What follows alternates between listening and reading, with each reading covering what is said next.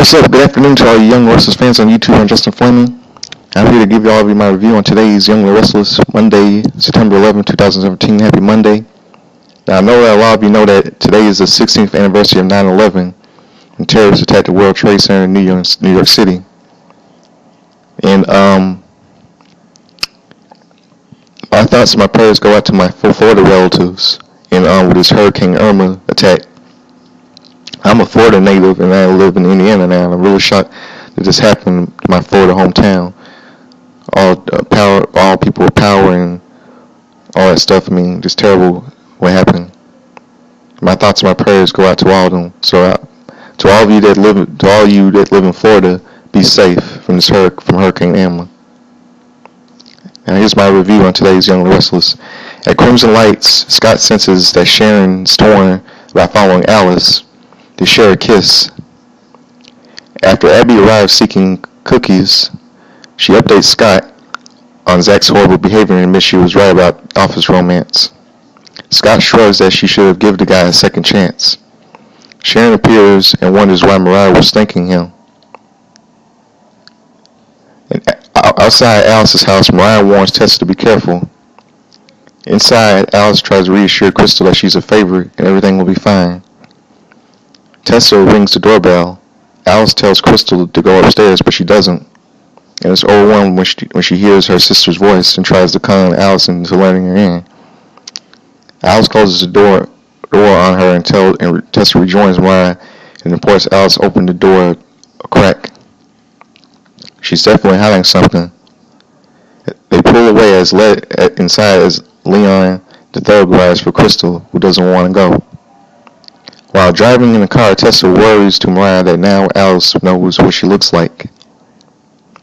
Back at Alice's, she reassures one of the prostitutes who was worried about Crystal's having been taken away, and shares that she once had a little girl of her own who died.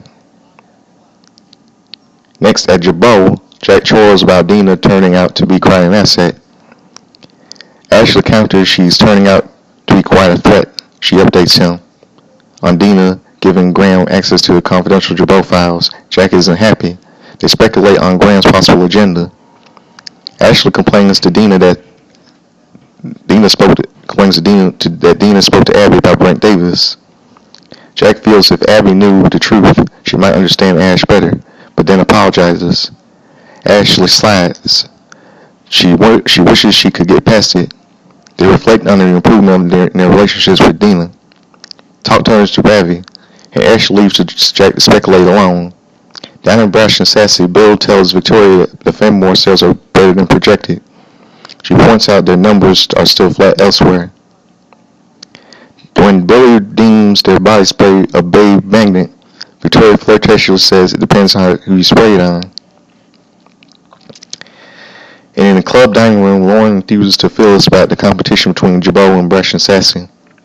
Phyllis doesn't think the latest sales numbers can be right. Lauren thinks she's upset about Brash and Sassy because Brash and Sassy is not failing, and pleads with her to abandon her plan.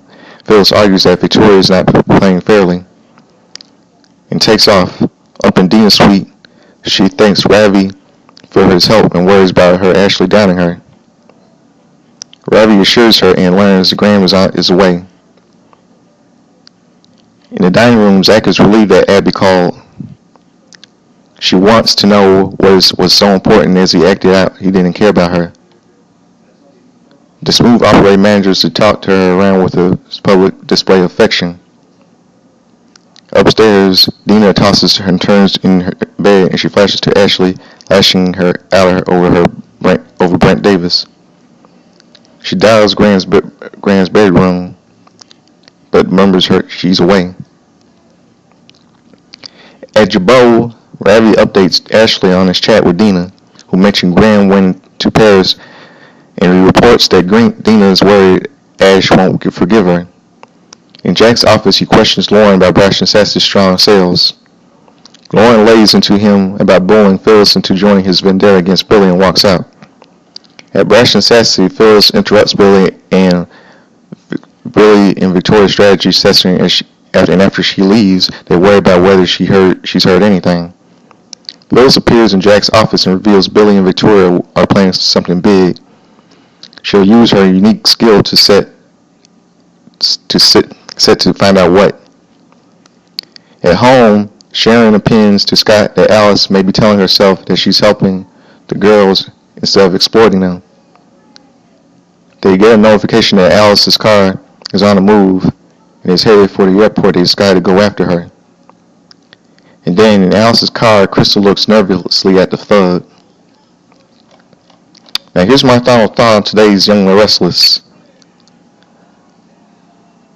It looks like Nick and Sharon looks like it will happen. The sex ring is going to bring them back together. It will be glad to keep Nick away from Chelsea and Scott with Abby. I have a feeling they'll do this so Adam can take his family back without dealing with anyone getting in the way, so he can sneak in the penthouse and Chelsea can keep him there till the charges against the guard be dropped. And whatever happened to Paul, the real question is Paul. Paul and Christine are both AWOL. What happened to them? Well, I think I know why Paul wasn't there, because the actor who plays him, Doug Davison, who plays him, his brother-in-law passed away. That's why Paul has been missing action over the last couple of weeks. Because Doug Davison, the actor who plays Paul, his brother died. That's why he wasn't on television. And so that's my little review on today's Young and Restless. So subscribe to me, Justin Fleming, and hope all of you remember 9/11 today. And my thoughts and my prayers go out to all my Florida relatives with this terrible cause of Hurricane Irma. So subscribe to me, Justin Fleming. Have a good afternoon. I'm out of here. Peace.